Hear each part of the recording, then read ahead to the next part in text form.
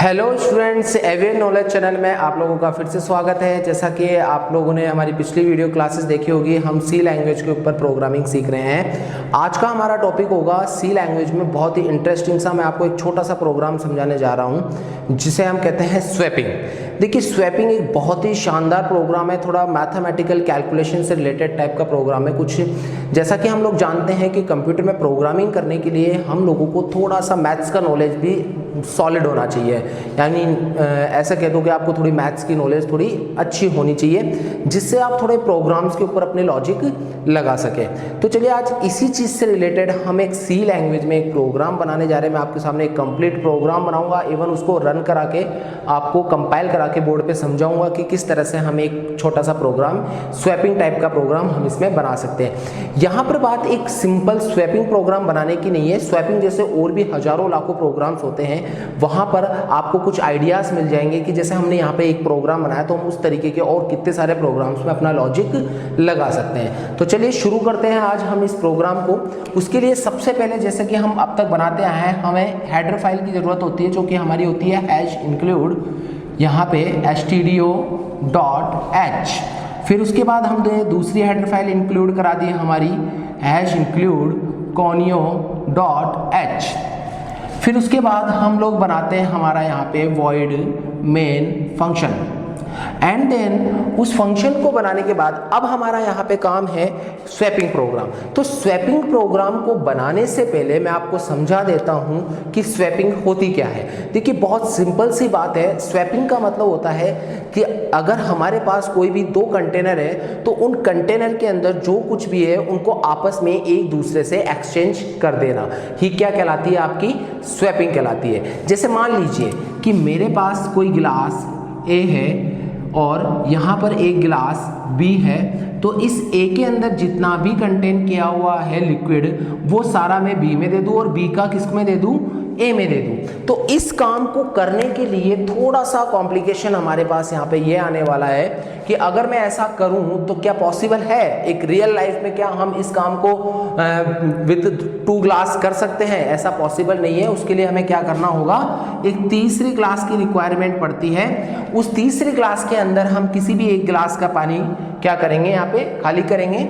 जब वो खाली हो जाएगा तो उसका पानी उसको दे देंगे और इसका पानी इसमें फिलअप कराएंगे। इससे हमारा क्या हुआ, इन दोनों ग्लास का जो भी लिक्विड पानी था उसको हमने आपस में क्या करवा दिया, स्वैपिंग करा दिया। ऐसा ही कुछ आज हम यहाँ पे प्रोग्रामिंग में किसके साथ करने जा रहे हैं, हमारे वेरिएबल के साथ। तो देखिए, वेरिएबल के साथ हम स्वैपिंग किस तरीके से कर सकते हैं। आई होप आप लोगों को ये तो समझ में आ गया होगा कि स्वैपिंग क्या होती है। अब इस स्वैपिंग को हम यहाँ प्रोग्रामिंग में कैसे करें, तो देखिए, स्वैपिंग प्रोग्राम बनाने के लिए हमारे पास दो टाइप के मेथड्स होते हैं। एक, जैसा कि मैंने अभी बताया आपको कि हमें एक स्वैपिंग करने के लिए एक थर्ड क्लास की रिक्वायरमेंट हुई, उसी प्रकार से हम यहाँ पर दो वेरिएबल्स के बीच में स्वैपिंग कराना चाहते हैं तो उसके लिए हमें तीसरे वेरिएबल की रिक्वायरमेंट भी हो सकती है। लेकिन अगर मैं बोलूं कि मुझे एक स्वैपिंग करानी है बट वो विदाउट यूजिंग थर्ड वेरिएबल, यानी कि मैं कोई तीसरा वेरिएबल यूज नहीं करना चाहता और बिना तीसरा वेरिएबल यूज किए मुझे दो वेरिएबल के बीच में आपस में वैल्यू स्वैपिंग करनी है, तो वो कैसे होगा।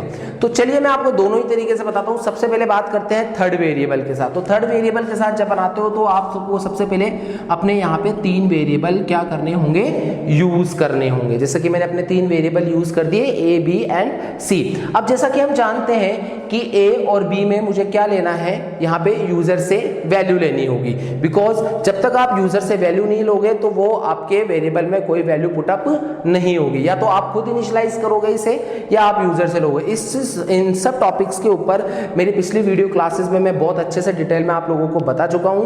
अगर आप लोगों ने वो वीडियोस नहीं देखी है तो प्लीज आप पहले वो वीडियो देख लीजिए ताकि आपको ये सारी चीजें समझ में आ सके। तो चलिए बात करते हैं कि हम इन दोनों वेरिएबल्स में वैल्यू कैसे लेते हैं। तो उसके लिए मैंने पहले स्क्रीन पे एक मैसेज प्रिंट कराया कि एंटर वैल्यू फॉर ए, कि ए के लिए वैल्यू दीजिए।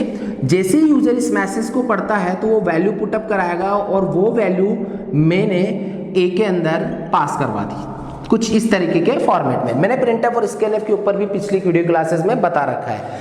फिर उसके बाद हम यहाँ पे चलते हैं और यहाँ लेते हैं एंटर वैल्यू फॉर बी, मैंने यहाँ पे बी के लिए वैल्यू ले ली एंड देन यूजर जैसे ही वैल्यू पास कराता है तो वो वैल्यू मैं बी के अंदर पास करा देता हूँ कुछ इस तरह से। अब मेरे पास यहाँ पे ए में भी वैल्यू है एंड देन बी में भी वैल्यू, बट क्या है we don't know, why, because हमने वैल्यू रन टाइम के लिए ली है, यानी जब प्रोग्राम चलेगा स्क्रीन पे यूजर के सामने तो यूजर खुद वैल्यू पुटअप करेगा। अब यूजर यहाँ क्या वैल्यू पुटअप करेगा इस बारे में हमें नहीं पता, बट हमें इतना पता है कि वो जो भी वैल्यू पुटअप करेगा वो वैल्यू हमारी ए में और बी में स्टोर्ड है। देन अब हम इसको स्वैपिंग करना चाहते हैं तो उसके लिए मैं सिंपली एक मेरा लॉजिक लगाऊंगा कि सी नाम का एक वेरिएबल है मेरे पास जो अभी खाली है जिसमें कुछ नहीं है, उसमें थोड़ी देर के लिए वैल्यू ए की वैल्यू थोड़ी देर के लिए किसको दे दी, मैंने सी को दे दी। तो यहाँ पर अब मैं क्या करूंगा, ए के अंदर किसकी वैल्यू पुटअप करा दूंगा, बी की वैल्यू पुटअप करा दूंगा।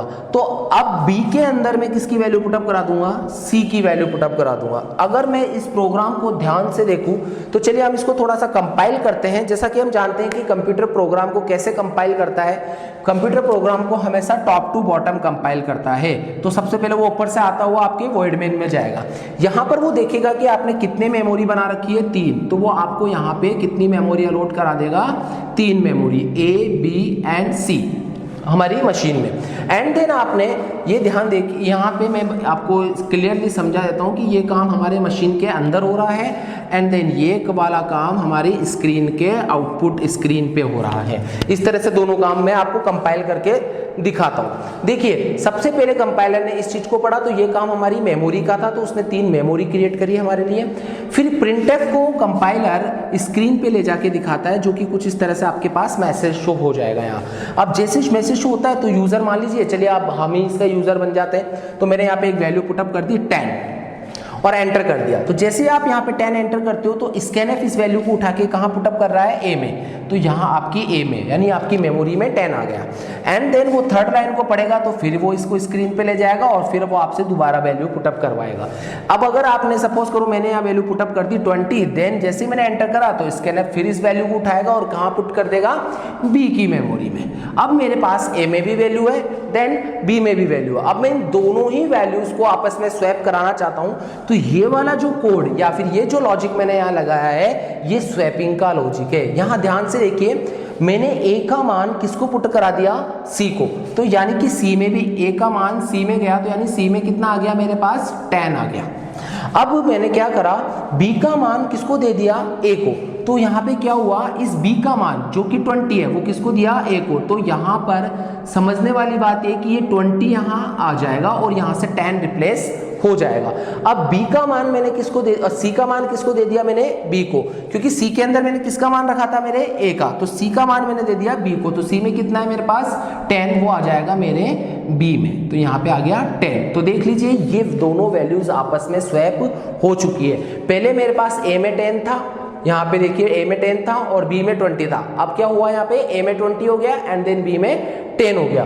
तो ये तो था मेरा एक यूजिंग थर्ड वेरिएबल, हमने एक तीसरा वेरिएबल यूज किया और उसकी मदद से इन दो वैल्यूज को आपस में स्वैपिंग कराया। ये बहुत इजी कॉन्सेप्ट था। अब बात करते हैं कि अगर हमारे पास सपोज यहाँ कोई तीसरा वेरिएबल ही ना हो तो फिर क्या होगा, तो इस चीज को भी समझते हैं। तो फिर मैं ये लॉजिक भी यहाँ से हटा देता हूँ अपने पूरे प्रोग्राम में से। यहाँ पर यहाँ तक का हमारा पूरा कोड सेम रहेगा, वैल्यूज हमें लेनी है यूजर से दोनों a एंड b की। अब हमें बात करनी कि अगर यूजर a और b में कोई भी वैल्यू पुटअप कराता है और उसे स्वैप कराना है हमें कोई थर्ड वेरिएबल लिए बिना, तो कैसे करेंगे।